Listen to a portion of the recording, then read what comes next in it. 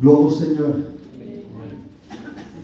Dieu sait que c'est vrai, que je ne voudrais pas être pour vous ce soir un prédicateur au feu d'artifice. Il y a des prédications au feu d'artifice. Vous savez, c'est beau, hein? 14 juillet, ça explose, ça commence à exploser, boum! Il y a une lumière qui monte vers le ciel, il monte vers le ciel, et ça explose encore, et toutes les couleurs sont là. Et c'est fini. Il y a parfois des réunions comme ça, et je ne voudrais plus, je ne voudrais pas que nos réunions soient de cette façon. Je voudrais de tout mon cœur, et je pèse mes mots quand je dis ça, c'est vrai dans mon cœur et Dieu le sait, je voudrais être le Samaritain. Le Samaritain qui a de l'huile et du vin pour soigner les plaies. On a besoin de l'huile et du vin et des bons Samaritains pour guérir les malades. Je me rappelle de ce grand homme de Dieu, je voudrais le témoigner, bien sûr Manico, mais aussi Ephraim Ferris. Quand il prêchait, on sentait en lui que c'était le Samaritain. Il était sous l'onction de l'Esprit Saint. Et il avait qu'un seul désir, et c'est le nôtre aussi, c'est que Dieu soit glorifié, et que les âmes soient sauvées, que les malades soient guéris, et que des personnes soient délivrées. Et on était là quand il faisait des réunions. Et en pleurant, il disait, en pleurant, je me souviendrai toujours, il disait, de cet enfant qui était condamné de 7-8 ans, quand il est venu à l'imposition des mains. Il m'a regardé fixe, et il m'a dit, monsieur, c'est pas vous qui êtes important. C'est la parole Amen. Que vous prêchez. Alléluia. Ce n'est pas moi qui est important. C'est la parole Amen. Que nous allons prêcher. J'aimerais ce soir, de tout mon cœur, vous prêcher la valeur du sang. Vous savez que nous, l'Église, notre valeur, c'est le sang. Quand les démons, quand le péché et la maladie voient le sang, ne peuvent atteindre personne. Parce qu'il y a le sang. La valeur du sang. Les grands docteurs disent que le sang, c'est vital. Si le sang circule bien, fonctionne bien dans notre organisme, nous sommes en bonne santé, et nous risquons de vivre longtemps. Est-ce que c'est intéressant pour les gitans de vivre longtemps? Tout le monde va aller au ciel, personne ne veut mourir. Mais on comprend quand même, hein, vivre trop longtemps, avec les temps qu'on vit, il vaut mieux vivre peu et partir avec Dieu pour nos problèmes. Mais les docteurs disent ça, et c'est vrai. Si le sang fonctionne bien dans notre organisme, on est en bonne santé, on vit longtemps.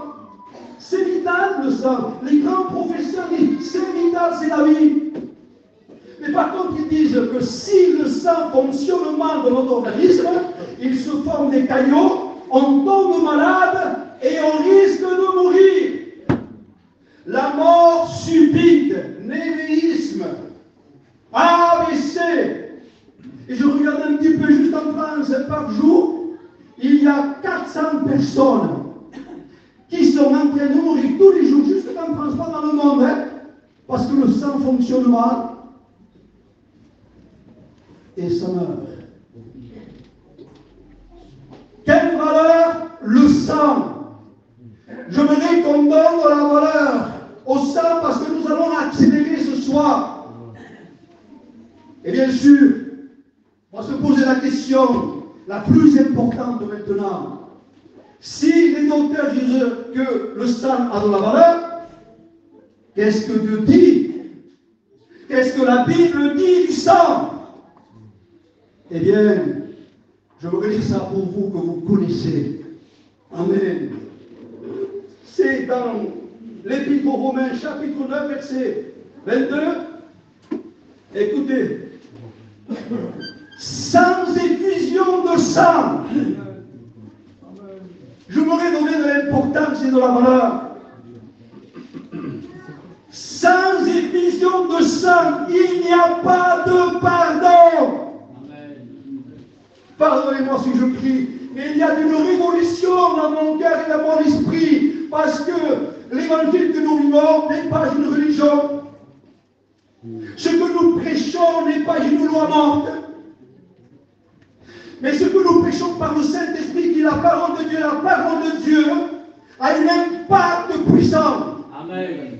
Si Dieu dit que sans effusion de sang, il n'y a pas de pardon, ça veut dire que ceux qui ne sont pas sur le sang sont perdus. Il fallait le sacrificateur dans le lieu saint prenant du sang, premièrement, le souverain sacrificateur entrant dans le lieu très saint, portant le peuple qui connaissait la loi ne pouvait pas sauver le peuple, ne pouvait pas pardonner le peuple, ni avec la loi, ni avec sa prière, il fallait du sang. Et le souverain sacrificateur, on appelait ça le Yom Kippour, une fois par année, avec du sang. Et quand Dieu voyait le sang, ce Dieu saint, qui ne peut pas supporter le péché, en lequel les étoiles sont impures à ses yeux, il a trouvé de la folie vers les êtres célestes, il habite dans une lumière inaccessible, ce Dieu-là, dans lequel les séraphins, les archanges, et même les séraphins qui sont là, tournant autour de lui, sans le regarder, sans lui parler, ça est Dieu. Ce Dieu saint, qui ne peut pas supporter le péché quand il voit le sang, il pardonne. Amen. Alléluia. Quelle valeur le sang. Écoutez ça. C'est dans l'Exode chapitre 12. Vous lirez tout le chapitre si vous ne voulez pas le temps de le lire. Verset 23. Il y avait une plaie à l'Égypte. Une grande plaie. Les 10 plaies. Mais la dernière plaie, c'était les ténèbres d'un côté. Sur le pays d'Égypte. En plein jour, les ténèbres. La nuit, l'obscurité. Et en plein jour, il y avait la lumière pour les Hébreux. Et Dieu dit, maintenant, l'ange exterminateur, l'ange de la mort va frapper tout premier mal. Et quand il rentrera dans les maisons, tout premier mal va mourir, à mort certaine. Et Dieu dit à Moïse, Moïse, tu vois, c'est les ténèbres et toi, c'est la lumière. Parce que je suis là. Quelle puissance. Moïse, tu prendras un agneau émolé, agneau pascal, et tu prendras le sang de l'agneau. Tu le mettras sur les poteaux et sur les linteaux du porte. Quand l'ange exterminateur, l'ange de la mort passera, vous allez rentrer dans la maison, ne le pourra pas, parce qu'il aura le sang. Alléluia. Le sang animal garantissait de la mort. Quelle valeur? Le sang. Il est plus puissant que les ténèbres, plus puissant que la mort, et qui pardonne tout péché. Ça, c'était dans l'Ancien Testament. On accélère un peu plus. C'est important. Il faut que Dieu soit glorifié au Dieu de nous. Amen. Il faut que tu partes avec le sang. Écoutez, quand Moïse, l'homme de Dieu, qui parlait de bouche à bouche avec Dieu, l'homme extraordinaire, mais avec des obéis à Dieu, il ne fit pas la circoncision. Écrit ici, hein? Et Dieu, dans sa sainteté, ne pouvait pas supporter. Tu vas désobéir, Moïse, alors je viens à ta rencontre, tu vas mourir. Et quand il vient à sa rencontre, Séphora fait la circoncision. Et il dit, Seigneur, arrête. C'est un époux de sang. C'est un époux de sang. Quand Dieu entend le sang et le moquer, Dieu s'arrête. Et Moïse ne meurt pas. Le sang garantissait sur la mort, sur le péché et sur les ténèbres. Écoutez maintenant l'Apocalypse 12. C'est dans le temps que nous vivons, vous savez, le diable, il est nommé sous plusieurs aspects. L'oiseau, premièrement, Matthieu 13, dans 3 endroits dans la Bible, c'est marqué Luc, Marc et Matthieu. L'oiseau qui prend la semence et qu'il enlève la semence de celui qui écoute la parole de Dieu. Dans l'évangile de Jean chapitre 10, il est plus féroce, le loup ragisseur. Et dans Pierre chapitre 4 ou 5, je ne me souviens pas, il est encore plus féroce. Il est comme un lion, il est cherchant de dévorer. Et dans l'Apocalypse, écoutez-moi ça, je me réconisais tous ces enfants même. Écoutez-moi bien. Apocalypse chapitre 12. Il a été vaincu le serpent. Il a été vaincu le dragon. Mais par quel moyen? Par le sang de l'agneau. Par le sang de l'agneau. Quelle garantie, quelle victoire, le sang de l'agneau. On ne le réalise pas assez. On s'est habitué à des réunions. On s'est habitué de mettre un foulard, de parler à l'âme, de donner des prophéties, de prêcher la parole de Dieu, de chanter des cantiques. On s'est habitué à ça. On ne réalise pas assez l'importance de Dieu, de la Bible et du sang. Apocalypse chapitre 12 écrit Satan, sachant qu'il a peu de temps, c'est ce qu'on vit aujourd'hui, animé d'une grande colère, il est descendu sur la terre. Mais qui va résister dans ces mauvais jours? Qui va résister à la férocité diabolique, infernale, avec tous les démons qui sortent de l'enfer pour détruire, faire du mal? Qui peut? Il a été vaincu. Le dragon, le serpent ancien par sa ruse, le dragon dans sa figure, par le sang de l'agneau. Amen. Amen. On va plus loin. Amen. Je voudrais vous parler d'un sang plus important qu'un sang humain, un sang de l'agneau. Et je me vais donner ce texte. 1 Corinthiens,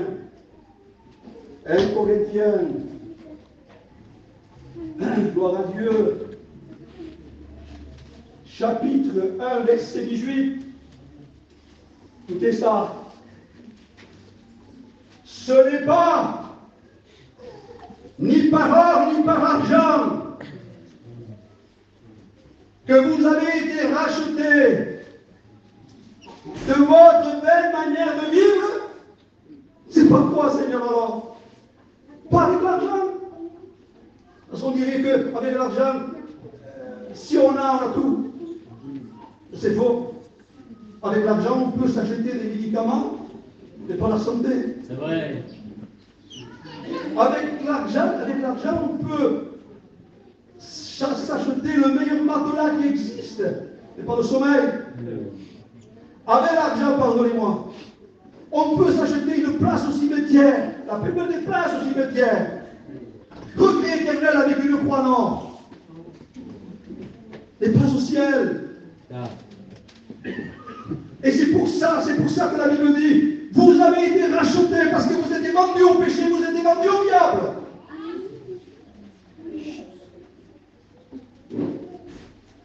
Ni par l'or, ni par l'argent. Mais par le sang, ça fait trembler l'enfer, ça. Ça fait trembler le démon, ça. Ça fait trembler la mort et la maladie par le sang de Jésus-Christ. Amen. Amen. Vous avez le sang? On a le sang? Non pas le sang humain qui nous fait vivre, 5-6 litres de sang qui nous fait vivre, c'est important. Lorsque on se blesse, on dit l'œil, ça me sang, le sang. C'est important le sang, hein? Non pas le sang humain. Non pas le sang animal qui couvrait le péché, qui pardonnait le péché, qui garantissait la mort. Mais le sang précieux de Jésus qui nous ferme les portes de l'enfer, qui nous ouvre les portes du ciel, c'est ce sang-là. Non pas qui couvre le péché, mais qui ôte le péché. Non pas qui pardonne simplement la faute de l'être humain pour un temps, mais qui la pardonne devant le juge. Dieu, le Tout-Puissant juge, à cause du sang de son Fils, il pardonne. Amen. Devant le tribunal de Dieu. Apocalypse chapitre 20. Il nous est dit que tous ceux qui ne seront pas inscrits dans le livre de vie, écrit par le sang, écrit non par le sang, de place au bout du sang. Ceux qui ne seront pas inscrits seront jetés.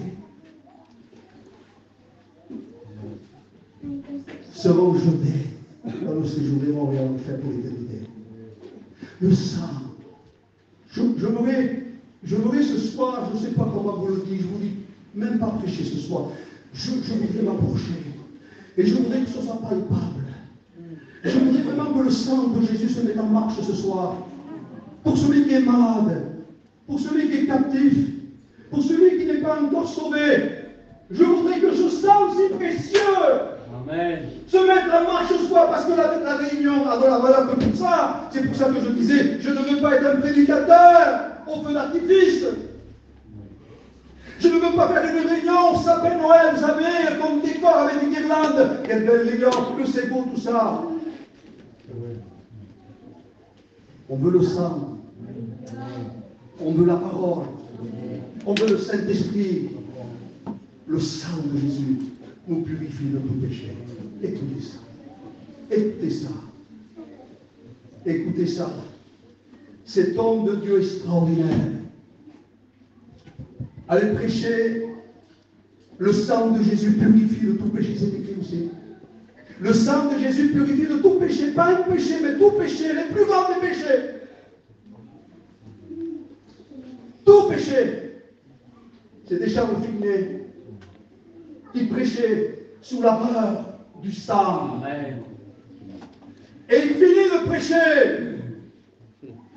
Et puis un homme vient d'un regard criminel, froid, mauvais, méchant, diabolique. Une bête, une véritable bête. Il dit, pasteur, vous avez dit, vous, que le sang de Jésus purifie de tout péché, est-ce que c'est vrai, ce que vous dites? Je suis dit, oui, monsieur. Le sang de Jésus purifie de tout péché. Amen. J'aimerais vous rencontrer, je vous donne un rendez-vous chez moi. Oui. Et il part. Et quand il part, les autres qui étaient à côté, ils disent, qu'est-ce qu'il t'a demandé? Eh bien, il m'a demandé qu'il veut avoir un entretien. Il m'a posé la question si le sang de Jésus purifié de tout péché, et il voudrait avoir un entretien avec moi. Il dit, écoute, surtout pas. N'y va pas. Parce que ceux qui rentrent avec les pieds en avant, chez lui, ils sortent avec les pieds en arrière. Un criminel au sang-froid. Et Champigny disait, je donne ma parole à cet homme, que le sang de Jésus purifie de tout péché. Et il y va. Il rentre, le fait rentrer dans un grand domaine, un homme très riche, avec un grand domaine. Il le passe par sous les pièces. Et lui, il pose un deux revolvers sur la table. Il dit, écoutez, monsieur le pasteur, ici, là où vous êtes, à sang-froid, voyez ça là? J'ai descendu 2 hommes à sang-froid. Ils sont morts aujourd'hui. Est-ce que vous allez me dire? que le sang de Jésus est capable de nous pardonner les péchés. Alphée dit, écoutez, monsieur, le sang de Jésus vous purifie de tout péché. Et attendez, monsieur. Attendez. Venez-moi. Il ouvre une pièce, une grande pièce, une cave à l'alcool, une cave à vin. Et dit, écoutez, monsieur, j'ai vendu. Ici, écoutez-moi bien. J'ai vendu de l'alcool. J'ai fait des dizaines de personnes alcooliques se sont morts sur une cirrhose du foie à cause de moi. Ils sont devenus accros. C'est moi qui les ai vendus. Et ils sont morts aujourd'hui. Ça, c'est moi. Vous allez me dire que le sang de Jésus purifie de tout péché? Il le regarde et dit, monsieur, le sang de Jésus vous purifie de tout péché. Et dit, attendez, allez jusqu'au bout. Vous allez voir l'homme que je suis. Vous allez voir. Il ouvre encore une autre pièce, une salle de jeu. Écoutez, les hommes les plus riches sont venus ici, j'ai triché avec eux. J'ai pris des fortunes à des hommes riches. Le foyer a été séparé. Et certains se sont suicidés parce qu'ils n'avaient plus ni femme ni argent. Vous voyez, monsieur, on va dire non, c'est pas possible, non, c'est pas possible. Avec toute sa fierté, peut-être cet homme, il était diabolisé. Hein? Vous voyez de quelle manière il vivait. Mais, monsieur, qu'est-ce que vous allez me dire maintenant? Jean-Philippe regarde et dit, le sang de Jésus vous purifie de tout péché. Il le regarde et dit, allez jusqu'au bout. Il appelle sa petite fille, Maggie, 12 ans. Elle était estropiée. Et vous voyez, monsieur, la petite dans ses filles, c'est moi le Père qui l'a pris. L'a jeté contre la cheminée pour la faire mourir. Et vous êtes capable de me dire maintenant, avec l'homme que je suis, que le sang de Jésus vous pardonne de tout péché? Oui! Le sang de Jésus vous pardonne de tout péché, messieurs. L'onction descend sur lui. Quand il dit ça, ils sont mis à genoux, ils se convertissent. Quelle puissance le sang de Jésus. Il n'a pas de limite dans le pardon, dans la délivrance, dans la conversion. Amen. Et voilà la réunion que nous sommes en train de faire ce soir. On donne de la valeur au sang de Jésus. Nous allons finir une réunion. Parce que nous avons chanté, on a prêché, on va partir avec aussi nos problèmes, nos difficultés. Est-ce que c'est le but de Dieu ça? Est-ce que Jésus serait mort sur la croix pour rien? Est-ce que Jésus serait venu il y a 2000 ans sur la terre des hommes se faire homme et mourir comme un malfaiteur, comme un criminel, prendre tous les péchés du monde sur la croix pour rien? Quand il a versé son sang pendant ces 6 heures, quand le sang a touché la terre, vous savez qu'est-ce qui s'est passé? Entre ciel et terre, le ténèbre obscur est venu. Il y a eu une obscurité lorsque Jésus était mort sur la croix et qu'il a versé son sang. L'obscurité en plein jour est arrivée. Vous savez pourquoi? Parce que les ténèbres se sont prosternés devant le sang. Lorsque le sang a touché le sol, vous savez qu'est-ce qui s'est passé? Les rochers se sont fondus.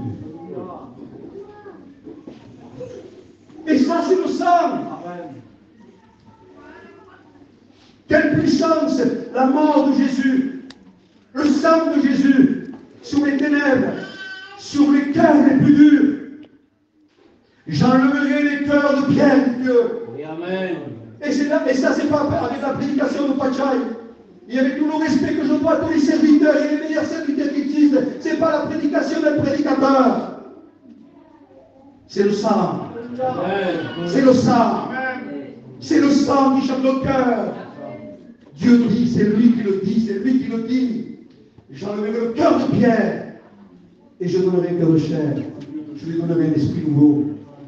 Le sang. Et ce qui s'est passé quand Jésus est mort sur la croix et quand le sang touchait la terre, les sépulcres se sont ouverts. Et les morts ont ressuscité et ont rentré dans la ville. À cause de quoi? Du sang. Du sang. Du sang. Si le sang rentre dans ta vie, il n'y a rien au monde qui pourra te toucher. Si le sang rentre dans ta vie, dans ta maison, aucun démon, aucun prédateur ne pourra rentrer. Tu es venu pour ça ce soir, pour le sang. Tu n'es pas venu pour écouter le prédicateur. Mais tu es venu pour écouter Dieu qui te dit, si tu me laisses le choix dans ta vie et que mon sang entre dans ta vie, rien et personne ne pourra te toucher. Je voudrais finir ce soir. Ça se finit. Écoutez, mon défaut, c'est toujours comme ça. Pardonnez-moi. Mais on prend un peu de temps. Juste 5 minutes. Je vais vous apporter la plus belle expérience que j'ai faite dans ma vie. Peut-être certains la connaissent. Écoutez la valeur du sang et regardez si Dieu est bon. Il y a fait longtemps de ça, peut-être 25 ans ou 30. Il y avait quelqu'un, un homme très gentil. Il n'est pas chrétien du tout. Et il n'avait pas beaucoup de temps pour vivre. Et c'était le mari d'une chrétienne. Vous imaginez? Alors moi, de tout cœur, on jeûnait, on priait, on demandait à Dieu, Seigneur, qu'il ne parte pas sans nous. C'est trop dangereux. Tant que quelqu'un part sans nous. C'est horrible. J'étais à Perpignan, je finis sur ma Perpignan, là, à peine arrivé, écoutez-moi, à peine arrivé, une mauvaise nouvelle. Un jeune de 24 ans, on l'a trouvé mort. Le lendemain, écoutez, c'est horrible ça.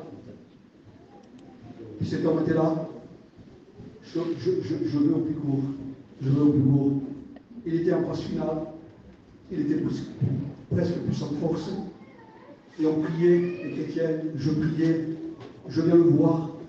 Et je lui parle 3 minutes du sang de Jésus. De la croix, de l'amour de Dieu, de l'enfer et du ciel. Et je disais, si vous acceptez Jésus, il vous pardonne de tout péché. Et il vous sauve. Si vous ne l'acceptez pas, vous êtes perdu. Et cet homme a fait le choix de l'accepter. Écoutez ça. Écoutez ça. Alors quand cet homme a confessé, j'ai prié de cette façon. De cette façon. Tu me permets de prier. Juste une minute. Écoutez comment je priais. Comme ça. Je fais à cet homme. Seigneur, cet homme s'est repenti. Cet homme t'a accepté. Maintenant, Seigneur, je prie qu'à travers mes mains et tes mains, et que ton sang précieux puisse maintenant le sauver. Donne-nous le signe que tu l'as sauvé, Seigneur. Je fais cette prière. Cette prière, je fais. J'ai enlevé, j'ai regardé les mains, et il y a du sang. Alors, à un moment donné, je dis, mais, oui, elle dit quelqu'un, ton homme, il saigne. Elle dit, non, il n'est pas malade, il a rien de la tête, il n'est pas malade. Non, c'est moi. Je me suis blessé, je me lave les mains, pas de blessure.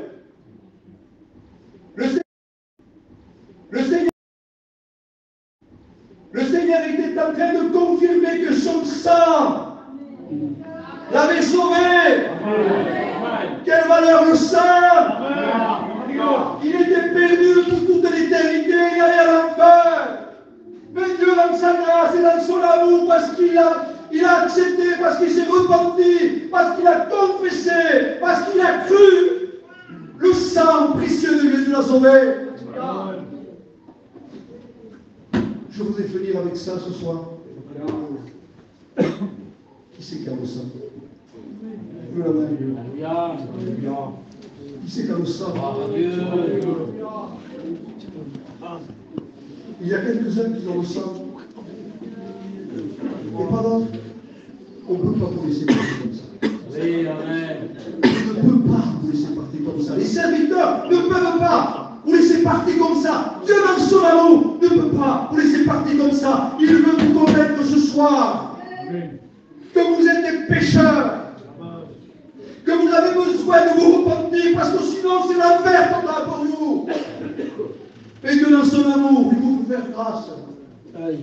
Je vous en supplie maintenant, on va finir la réunion, parce que si c'est pour prêcher pour rien, qui n'est rien, je m'assois, je ne prêche plus de ma vie. Hein. Si nous, les prédicateurs qui sommes ici, hein, si on prêche pour faire des prédications et que ça se passe rien, on perd notre temps. Vous comprenez ça? C'est pour ça que je disais, je ne veux pas être un prédicateur au feu d'artifice. Et qu'est-ce qu'il avait prêché, Pachaï? Alors quoi? C'est quoi? Mais les perdus sont perdus, les malades sont malades, les captifs sont pas délivrés. Mais un faux évangile avec des mots quantifiés, un faux évangile avec une belle prédication, un faux évangile où Dieu n'y est pas, où le Saint-Esprit n'est pas là, où les personnes ne savent pas qu'ils sont condamnés, qui ont besoin de se repentir et demander pardon à Dieu. Pardonnez-moi, sans faire aucun jugement, les personnes qui savent que c'est vrai ce que je suis en train de dire, et qui viennent parce qu'ils prennent Dieu pour une secours. Ti me restais, Seigneur, au mon œil, io, il passau, sul mal, Seigneur, fais ce qu'on comme. Ça marche pour 20 ans. Mais Dieu va dire, mais tu te rends compte? Dans quel chemin tu es? Tu es dans un faux évangile. Parce que, écoutez-moi bien, vous lirez dans la vie dans les 4 évangiles. Hein. Quand Jésus s'approche, je finis avec ça maintenant. Quand un paralytique, on découvre le toit pour le faire descendre. Qu'est-ce que Jésus dit au paralytique en priorité? Pourtant, il avait besoin d'être délivré, il avait la foi de pouvoir se lever, prendre son lit et marcher. Qu'est-ce que Jésus lui a dit? Ta foi t'a guéri? Non. Mon enfant. Et c'est ça qui est important. Tant que tes péchés ne sont pas pardonnés, tant que le sang précieux n'est pas dans ta vie, tu ne peux pas être enfant. Mon enfant, tes péchés te sont pardonnés. Et pardonnez marche. La priorité c'était celle-ci, mon enfant. Tes péchés te sont pardonnés. Pardonnez marche. Je lisais ça ce matin avec ma compagne. Je lisais ça ce matin. Et on s'occupait de quelqu'un. Alors, vous pouvez voir que c'est imaginé, il y a 3 jours, il a fait, je crois, une arrêt de cœur. Il fait des crises d'épilepsie. Sa femme l'a laissé, sa fille aussi. C'est la grande misère, avec plein de médicaments. Écoutez, c'est terrible. Terrible. Nico le sait. Et il est venu à la réunion, il veut qu'on s'occupe de lui. Il est parti en voiture, il s'est carré, il nous a téléphoné de justesse, il nous a téléphoné, il était en train de faire une grande crise. Et les coups, on n'entendait plus respirer. Le cœur ne battait plus. Il disait, les chrétiens qui sont venus avant moi, Pachal, il était mort. Il était mort. Et lui-même, quand il est revenu, j'étais mort. Et par la grâce de Dieu, on s'est approché. On a prié. Il est revenu à la vie. Et ce matin, j'étais en train de lire ça, moi, avec ma compagne. Tu vois, poupée, le plus important, je disais, tu vois, poupée, mon enfant, tes péchés te sont pardonnés. Je ne savais pas qu'il allait rentrer, peut-être un quart d'heure après. Et il vient, il rentre chez moi, il me voit, il m'embrasse. Et il me dit, toi, pourquoi tu as mis la main maintenant, je suis chrétien, je veux Jésus. Je suis chrétien, je veux Jésus. Je le fais asseoir, il me dit, écoute, il y a 10 minutes, le Seigneur m'a parlé pour toi. Écoute maintenant parce que tu es répandu. Parce que tu as accepté Jésus. Écoute ça bien. Écoute ce que Dieu te dit. On en va. On en va. Il te déclare enfant de Dieu, non pas enfant des ténèbres que tu étais, non pas enfant de la rébellion, de la perdition. Mon enfant, tu es à moi. Tes péchés te sont pardonnés. Prends ton image. Amen. L'évangile, c'est la révolution. Oui, amen. Je ne veux pas prêcher pour prêcher, je ne veux pas prêcher pour rien. Plus que jamais, il y a ce feu. Je vous le garantis, plus que jamais, il y a ce feu. Et des fois, je suis attristé, les serviteurs aussi sont attristés. Quand il y a des réunions, vous savez, au feu d'artifice, la décoration qui s'appelle Noël avec des guirlandes. On l'appelle, je ne sais pas qui ou quoi, gloire à Dieu, il y a des ministères, gloire à Dieu, il y a des bons frères, et béni soit Dieu au milieu de nous, c'est extraordinaire. Et on dirait qu'on ne sait plus comment après, il faut appeler lui, il faut appeler l'autre, je ne sais plus quoi. Mais quoi, on n'a pas le sang, nous? Église du Seigneur, vous n'avez pas le sang? Les ministères n'ont pas le sang? On a le sang! On est des victorieux! Béni soit Dieu pour les ministères extérieurs, béni soit Dieu pour les chrétiens extérieurs, on les appellera, et c'est des frères comme nous, et béni soit Dieu. Mais que jamais on dise, on dit pas Jean, on dit pas Jean. Comment sommes l'église du Dieu vivant quand le sang? Le sang, c'est ça, ça se transmet. Le sang, ça se transmet. On peut transmettre le sang par l'onction du Saint-Esprit, par la parole, quand on chante, quand on prie, quand on prêche l'évangile. On peut être ces bons samaritains. On peut être ces bons samaritains avec du vin et de l'huile. On a le vin, le sang. On a l'huile, la personne du Saint-Esprit. On peut soigner les malades. C'est ce qui est intéressant, c'est les malades. Les malades là, qui sont boués. Un homme descendu de Jérusalem à Jéricho, roué des coups. Il était à demi-mort. Où est l'amour des hommes? Comment on prêche aujourd'hui? Comment on prie aujourd'hui? Comment on chante aujourd'hui? Comment on fait les réunions aujourd'hui?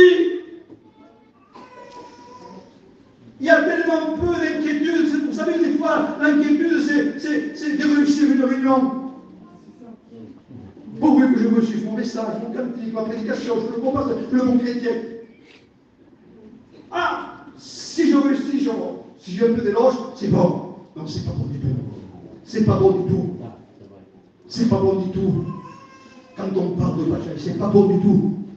Et quand on parle de Louis, c'est bon. Amen. Écoutez rien que ça. Pardonnez-moi, je suis un peu long, mais vite fait. Un homme était en train de mourir. Samedi.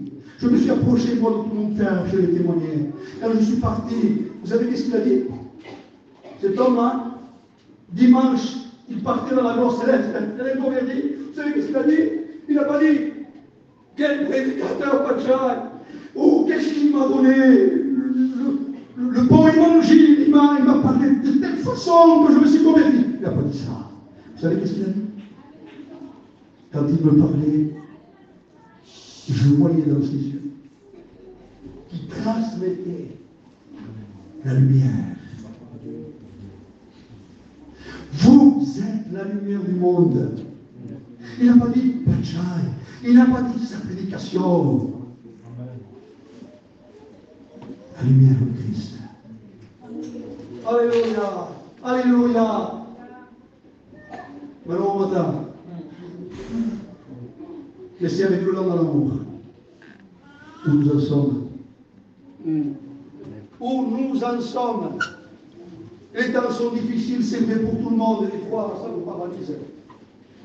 Et quelquefois, on arrive un peu avancé, frère. Même les prédicateurs, c'est vrai, il faut le dire, sont tellement difficiles. On vient tellement un système diabolique antichrist.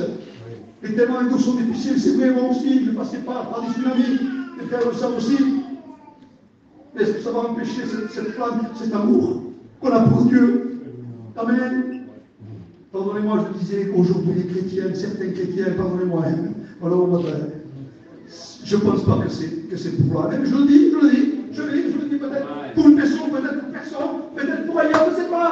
bouge pas pour rien de toute façon. On ne dit pas les choses pour les autres aussi non plus. Je disais, on aime plus l'argent aujourd'hui, le bien-être, le matériel, que l'œuvre de Dieu, que les âmes. On aime plus la terre que le ciel. On remplit plus la terre ici que le ciel. Où nous en sommes. Et vous voulez que moi, avec ma prédication, Dieu se serve pour sauver les âmes? Écoutez, j'ai une leçon maintenant, moi. Et je me dis devant Dieu que c'est pour moi, c'est vrai. J'en ai besoin. J'en ai besoin. J'ai besoin. Et si j'ai besoin, je te le promets avec tout le respect et l'amour que j'ai pour toi, tu en as besoin aussi. C'est le temps de me laisser la place. C'est le temps de vivre pour le ciel. C'est le temps de remplir le ciel. On va aller aux études. Oh, pardonne-moi les serviteurs, pardonnez-moi. Mais il y a des prédicateurs qui ne prêchent pas ma vie, qui veulent des études pour mieux prêcher, faire comme les autres, être un pasteur de l'église. On prêche par ma vie, par une dispute. Seigneur mon Dieu, aide-moi, Seigneur. Il vaut mieux que je sois un bon chrétien qu'un mauvais serviteur. Je le dis pour moi, hein, je ne le dis pas pour les frères ici. Si vous savez comment je vous ai presque tous les serviteurs ici, je vous dis la vérité. Mais s'il y a l'ancien d'amour, et tous les serviteurs d'Abraham, et tous les serviteurs, tous, hein, comme je les invite plus à eux que n'importe qui. Voyez? Mais il y a des personnes comme ça. Chaque jour, nous faisons des paroles. Vivons pour Dieu, nous allons partir. Amen. Vous entendez pas le son de la trompette? Elle sonne. La son de la trompette. 1 Thessaloniciens chapitre 4, verset 13 et 16. Il dit ça dans le ciel à la voix de l'archange. Au son de la trompette, les morts vont ressusciter. Nous partirons. Et partir. On va tout laisser. Il faut s'y mettre. Amen. J'aimerais qu'il y ait une révolution pour vous et moi. J'aimerais que Dieu retrouve son Église. J'aimerais que Dieu ne retrouve pas cette Église dans l'Odyssée. Parce que tu n'es pas bougeant des fois, Étienne. J'aimerais que Dieu retrouve son Église. Il est où l'amour du commencement? Cet amour, ton premier amour. Amen. Gloire à Dieu. Gloire à Dieu. Gloire à Dieu. Gloire à Dieu. Voyez, je sais pas comment. Ce soir, je sais pas comment. Parce que je me sens saisi. Je me sens conduit par Dieu. Et il est là. Et Dieu veut.